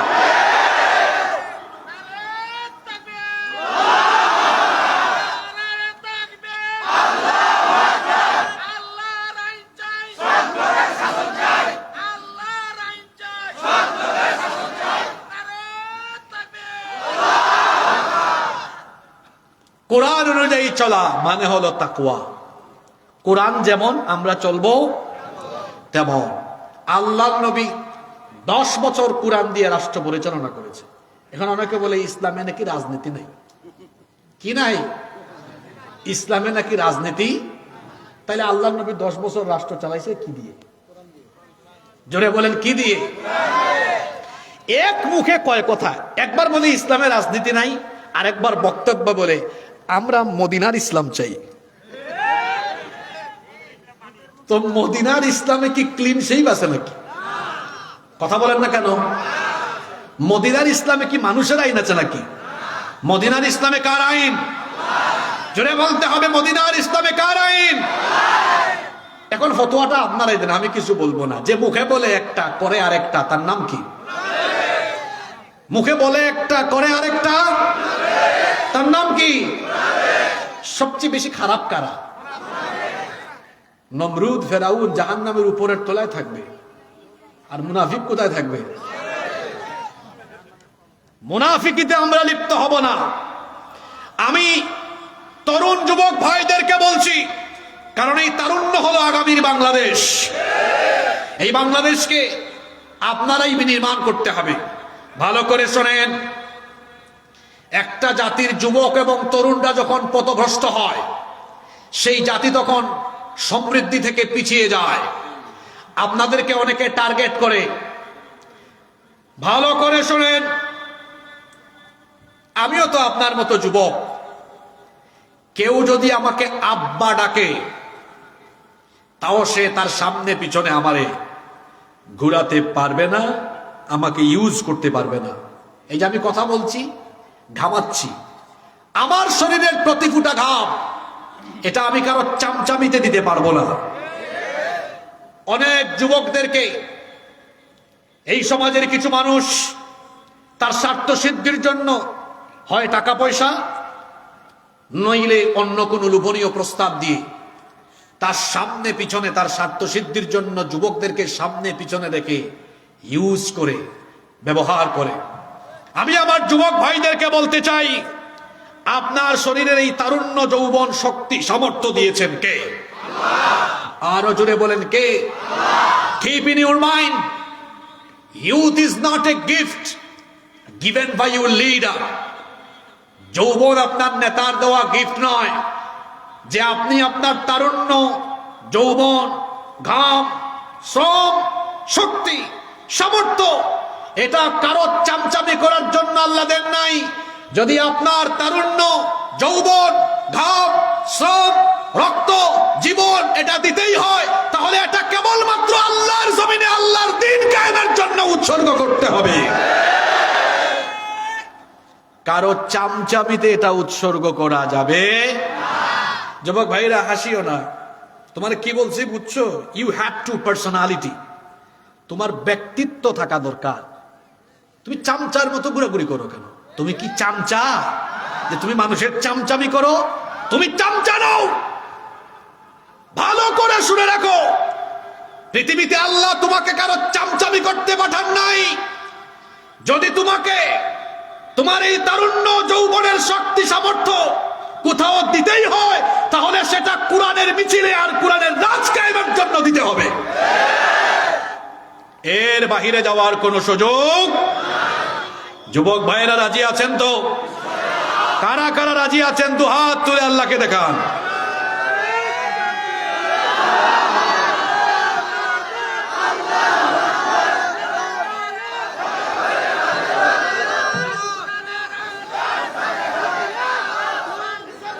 ঠিক আছে, হাতগুলো নামান। কামরুজ্জামান ভাই, আপনার দেখে রাখিয়েন, এটা কিন্তু ওয়াদা করছে, ছবিও উঠে গেছে। আমরা কারো চামচামি করব না ইনশাআল্লাহ। তাকওয়ার 3 নম্বর অর্থ হলো ওয়াল কানাআতু বিল কালিল, অল্পে তুষ্ট থাকা। অল্পে কি থাকা? আমাদের খালি চাই আর চাই। একটা বাড়ি হয়েছে, কই আরেকটা কেমনে হবে? আল্লাহ নবী এর জন্য বলেছেন মানুষের স্বভাব হলো এমন, ওয়ালাইয়ামলা ফাহু ইল্লা তুরাব, 3.5 হাত কবরের মাটি ছাড়া তার পেট কোনো কিছুতে ভরবে। এজন্য আমরা সন্তুষ্টির জীবন যাপন করব, কারণ সন্তুষ্টির জীবন যাপন করলে নেয়ামত যিনি বাড়ায় দিবেন তিনি কে? লা ইন শাকারতুম লা আযীদান্নাকুম ওয়া লা ইন কাফারতুম ইন্না আযাবি লাশাদীদ। যদি তোমরা কৃতজ্ঞ বান্দা হও, তোমাদেরকে নেয়ামত আরো যিনি বাড়িয়ে দিবেন, জোরে বলেন তিনি কে? অকৃতজ্ঞ হলে আল্লাহ শাস্তি দিয়ে দিবেন। এজন্য আল্লাহর কাছে আমরা ফরিয়াদ করছি, আল্লাহ আমাদেরকে তোমার শুকরগুজার বান্দায় পরিণত করে দাও, বলেন আমিন। তাকওয়ার 4 নাম্বার অর্থ হলো ওয়াল ইস্তিআদাদু লিয়াউমির রাহিল, মৃত্যু পরবর্তী জীবনের জন্য প্রস্তুত থাকা। আবারও আমি যুবক ভাইদের দৃষ্টি আকর্ষণ করছি, এই একটা জিনিস কি করে মানুষকে সৎ পথে থাকতে সহায়তা করে শোনেন। মৃত্যু হলো এমন একটা বিষয়, পেছন থেকে এটা আমাদেরকে সব সময় তাড়া করছে। কখন যে কার মৃত্যু চলে আসে আমরা জানি না। এই প্যান্ডেলে বসে আছি আমরা, জানি না বাড়ি ফিরতে পারবো কিনা। এই মাহফিলে সর্বশেষ যখন মাহফিলটা হয়েছিল, সেই মাহফিলে অনেকে ছিল যারা আজকে মাহফিলে নাই। কার হায়াত যে কখন ফুরিয়ে যায় এটা আমরা জানি না। তাকওয়ার মানে হলো সব সময় মরণের চিন্তা মাথায় রাখা। এই যে রাতের বেলা মোবাইলে আপনি আজে বাজে জিনিস দেখছেন, মাথায় যদি এই জিনিসটা আসে, হায় রে হায়, এখনই আমার মরণ হয়ে যেতে পারে। এই যে অনেক যুবকেরা নাপাক শরীরে ঘুমিয়ে যায়, নাপাক থাকে, নাপাক। খবরদার এই হাদিসটা শোনেন। গান শুনতে শুনতে, আজে বাজে ভিডিও দেখতে দেখতে নাপাক হয়ে ঘুমিয়ে যায়। আল্লাহর নবী বলেছেন ইউবাসু কুল্লু আবদিন আলা মা মাতা আলাইহি, মানুষ যে অবস্থায় মারা যায় ওই অবস্থায় হাসরের ময়দানে তারে উঠাবেন কে? নাপাক হয়ে মারা গেলে হাসর হবে নাপাকদের সাথে, মুমিন হয়ে মারা গেলে হাসর হবে মুমিনের সাথে। ও আমার ভাইয়েরা, এজন্য মরণের কথা মাথায় সব সময় রাখতে হবে। 4টা অর্থ তো বললাম, এখন আমি আরেকটা উদাহরণ দেই। আমার মনে হয় এই উদাহরণটা তাকওয়ার জন্য যথেষ্ট। আপনাদের এলাকায় খাল বিল আছে না নাই? খালে বিলে একটা মাছ পাওয়া যায়, দেখবেন যে মাছটা কাদার ভিতরে থাকে। আমরা তো বাইম মাছ বলি, আপনারা কি বলেন? গুচি মাছ। হাইরে দারুণ, কি সুন্দর ভাষা আপনাদের। গুচি মাছ কোনটা আবার? আমরা যেমন ভাই, ও আচ্ছা গুচি, আমরা এটাকে সিলেট বলে গুত্তুম মাছ। আমি চিনছি, আমি নিজে ছোটবেলায় কামরুজ্জামান ভাই ওই যে ঠেলা জাল দিয়ে, ঠেলা জাল চিনেন? আপনাদের এলাকায় আছে নাকি? ওই যে 3টা বাঁশ দিয়ে ঠেলাইয়া তারপরে মাছ মারে। আমি নিজে ছোটবেলায় ঠেলায় ঠেলায় গুচি মাছ মানে গুত্তম মাছ ধরেছি। এই গুচি মাছ বাইম মাছ দুটোই থাকে কোথায়? কিন্তু আশ্চর্য ব্যাপার হলো এটারে কাদা থেকে টেনে বের করে, খলই না খালই বলেন, খলইয়ের মধ্যে রাখলে দেখা যায় এর মধ্যে কোনো কি নাই। জোরে বলেন, কাদা আছে। মনে রাখবেন, তাকওয়ার কথা মাথায় আসলেই মনে করবেন আমারে বাইম মাছ হয়ে যেতে হবে। কি হয়ে যেতে হবে? আচ্ছা বলেন তো, এমন এক জামানায় আমরা বসবাস করি, সামনে পিছনে ডানে বামে উপরে নিচে গুনাহ কম না বেশি? জোরে বলেন, কম না বেশি? অনেক বেশি। বাইম মাছ গুচি মাছ কাদায় থাকলেও মাছ শিকারী তাকে বের করে যখন আনে, এই মাছকে যেমন চকচকে পরিষ্কার দেখা যায়, আমার আপনার মৃত্যু হওয়ার আগ পর্যন্ত গুনাহে পরিপূর্ণ সমাজে এমন ভাবে আল্লাহকে ভয় করে চলবো, যেদিন মালাকুল মউত এসে আমার শরীর থেকে রুহটা বের করবে, সেও যেন দেখে গুনাহের সাগরে বসবাস করা এই লোকটাও ছিল বড় ছকঝকে পরিষ্কার। এরকম জীবন যাপন করা যাবে কি যাবে না? এরকম কেমনে চলতে হয় যুবক ভাইরা শোনো। রাস্তায় বের হয়েছ, সুন্দরী ললনা জরিনা সকিনা নুপুর পায়ে দিয়ে, নুপুরের রিনিঝিনি শব্দ দিয়ে হেঁটে যায়। আবার কখনো কখনো চুল এলোমেলো করে ওড়না বাড়ি দিয়ে হালকা পাতলা সুবাস ছড়িয়ে হেঁটে যায়। যদি তোমার চোখের সামনে এটা পড়েও যায়, সঙ্গে সঙ্গে মনে মনে বলে ফেলবে, যেই আমার সামনে থাকুক না কেন, আমার আল্লাহ তো আমাকে বলেছেন সূরা নূরে, কুল্লিল মুমিনিনা ইয়াগুদ্দু মিন আবসারিহিম, মুমিন পুরুষরা যেন তাদের চক্ষুকে পরনারী থেকে নিম্নগামী রাখে। আমি আমার চক্ষুকে নিম্নগামী করে রাখবো, তাকামনে, এটার নাম তাকওয়া। রাস্তাঘাটে অশ্লীল বিজ্ঞাপন দেখলাম, বিলবোর্ড দেখলাম, ফেস্টুন দেখলাম, আমি তাকাবো না। আমার সামনে পিছনে ডানে বামে গুনাহ থাকবে, কিন্তু কোনো গুনাহ আমাকে গ্রাস করতে পারবে। এইরকম যদি কেউ থাকে আল্লাহকে ভয় করে, কোন উলঙ্গ দেশে বাস করলেও সে নষ্ট হবে না। আল্লামা ইকবালের নাম শুনেছেন আপনারা? আল্লামা ইকবালের নাম শুনেছেন? বিশ্ববিখ্যাত কবি আল্লামা ইকবাল। তিনি পড়াশোনা করেছেন পাশ্চাত্যে, যারা উলঙ্গ চলাফেরা করে, যেই দেশে জিনা ব্যভিচার অনেক বেশি। তাকে একবার প্রশ্ন করা হলো, আপনি নবীজির শানে এত এত কবিতা লিখলেন, ইসলামের পক্ষে আপনার এত লেখনী, আল্লামা ইকবালের ছবি দেখছেন আপনারা? কেউ দেখেন নাই? দেখেছেন? মুখের অবস্থা কেমন? দাড়িও নাই। আল্লামা ইকবালের লেখনী যারা পড়েছেন আপনারা তারা জানেন কত বড় মাপের কবি, বিশ্ববিখ্যাত কবি। তাকে জিজ্ঞেস করা হলো, আচ্ছা আপনি পড়ালেখা করলেন পাশ্চাত্যে, উলঙ্গ জেনা ব্যভিচার যে দেশে এত বেশি, এই দেশে থেকে আপনি নবীজির শানে এত কবিতা লিখছেন কেমনে? চোখের সামনে তো সব আজে বাজে জিনিস। উনি উত্তর দিয়েছি কি জানেন? আমি পাশ্চাত্যে থাকলেও আমার চক্ষু কখনো কোনো উলঙ্গপনা দেখতে পাইনি, কারণ আমার চোখে মদিনার ধুলাবালু সুরমার মতো লাগানো ছিল। চিন্তা করেছেন? ওই যে বললাম বাইম মাছ হয়ে যাওয়া, ও থাকে কোথায়? কাদায়। পুঁটি মাছ দেখবেন পানিতে থাকে, পুঁটি মাছ খলইয়ে নিলে একটু একটু কি দেখা যায়? ওই যে খাল বিলে থাকে না, সেচ দেয়। এই তো ডিসেম্বর জানুয়ারি মাসে কিন্তু অনেকে খাল বিল সেচ দিয়ে মাছ ধরে। আপনাদের এলাকায় এটা আছে কিনা? মানে খাল বিল সেচ দিয়ে পানি ধরে, দেখবেন পুঁটি মাছ, তারপরে ওই যে শোল মাছ, অন্যান্য মাছ, এটাতে একটু একটু কাদা থাকে পানিতে থাকলেও, কিন্তু বাইম মাছ একদম চকচকে, থাকলো কাদায় কিন্তু কোনো কি নাই, বাইম মাছেও নাই, গুচি মাছেও নাই। আমার আপনার জীবন যাপন হবে বাইম মাছ আর গুচি মাছের মতো, চারপাশে গুনাহ থাকবে, কিন্তু আমি আমার রবকে এমন ভাবে ভয় করব যে কোনো গুনাহ আমাকে টাচ করতে পারবে না। এর নাম তাকওয়া। পারা যাবে? জোরে বলেন, পারা যাবে? অনেক সময় আপনাদের নিয়ে ফেলছি, যদি আপনারা আমাকে 4-5 মিনিট সময় দেন, তাহলে আমি এই তাকওয়া অর্জন করলে আমাদের ফায়দা কি হবে এটা বলে আমরা শেষের দিকে যাব। আপনাকে 5-7 মিনিট সময় দিবেন আমাকে? কি গো সবাই বলেন না কেন, সময় দিবেন? এখন আছেন, যদি এই গুণে আমরা গুণান্বিত হয়ে যাই কি কি ফায়দা হবে? 1 নাম্বার ফায়দা হলো এই গুণ যারা অর্জন করবে, আমল নামায় যত গুনাহ আছে সকল গুনাহ আল্লাহ ধুয়ে মুছে সাফ করে দিয়ে আল্লাহ তার জান্নাত আমাদেরকে দিয়ে দিবেন।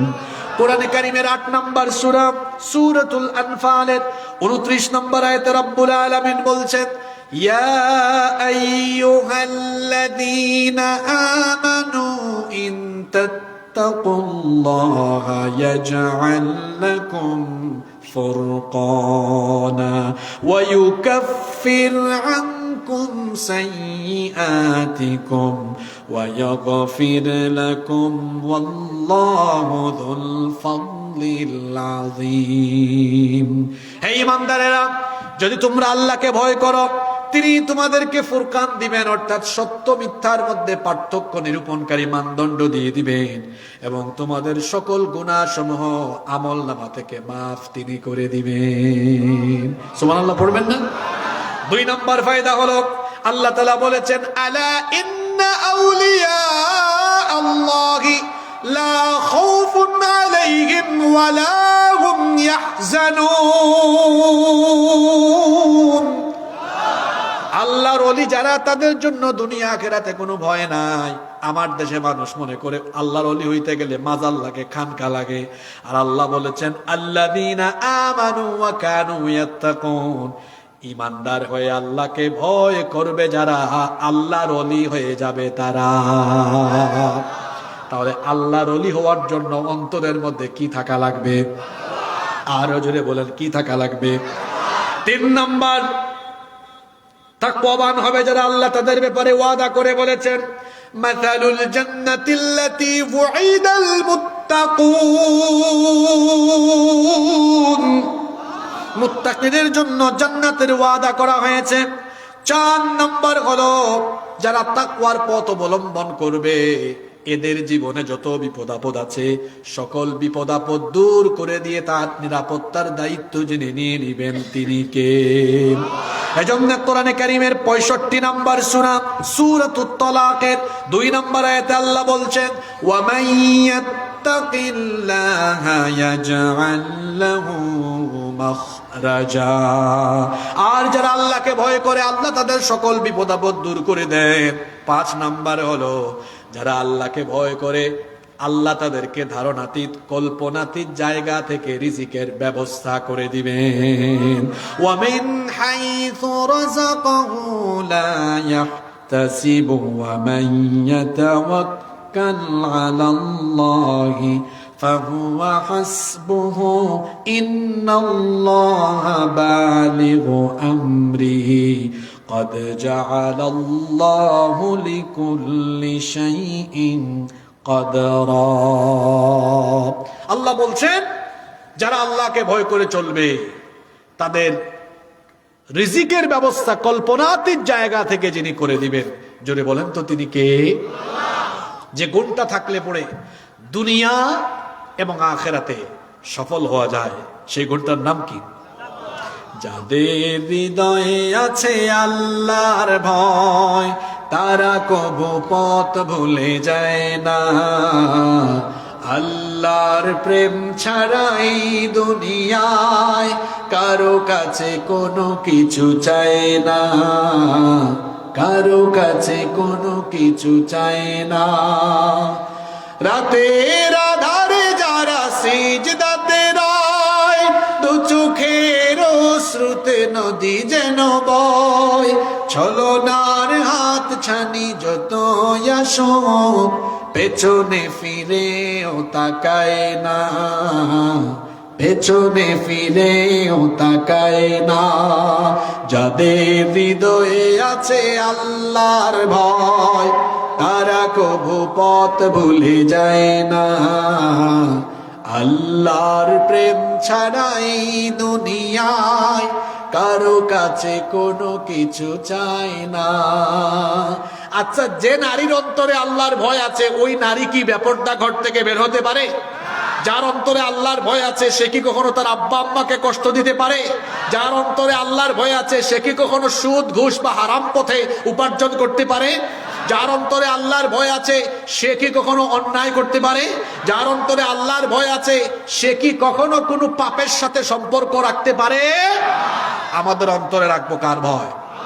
কুয়াশাচ্ছন্ন রাতে, তমসাচ্ছন্ন নিকষ অন্ধকারে আমরা যা করি, আমরা যা বলি, সব জিনিস শুনেন এবং দেখেন তিনি কে। আসলে এই ভয়টা অন্তরে নিয়ে যাই। এই ভয়টা যদি অন্তরে থাকে, বিশ্বাস করেন আপনি আল্লাহর ওলি হয়ে যাবেন, আর কোনো ওয়াজি লাগবে না। যার অন্তরে আল্লাহর ভয় আছে এই লোক কি নামাজ ছাড়ে? যদি বলেন এই লোক নামাজ ছাড়ে, কারণ ও তো জানে আমি আল্লাহর সামনে দাঁড়ালেই প্রথম হিসাবটা কিসের। এজন্য আসুন তাকওয়ার গুণে গুণান্বিত হই আপনাদের উদ্দেশ্যে। আলেমদের সাথে আছি না নাই? কারা কারা আলেমদের সাথে থাকবেন না হাত তুলেন। শুনুন, বসুন বসুন, সবাই বসুন, কেউ দাঁড়াবেন না। মোনাজাত আপনাদের এলাকায় হয়? মোনাজাত, আচ্ছা, মোনাজাতের মাধ্যমে আমরা বাড়ি যাবো ইনশাআল্লাহ।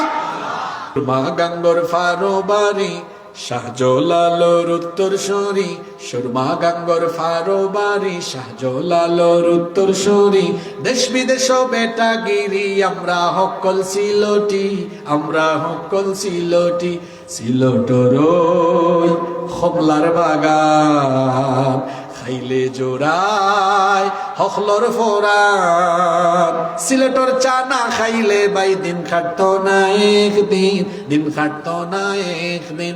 সৌদি আরব, আবু ধাবি, কাতার, দুবাই, লন্ডন যাবি, আমেরিকাত গিয়া দেখবাই ফাইবাই খালি সিলটি, ফাইবাই খালি সিলটি।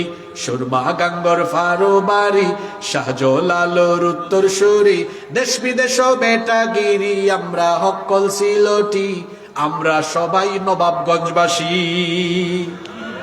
যত কথা বলেছি আল্লাহ আমাদেরকে আমলের তৌফিক দান করেন।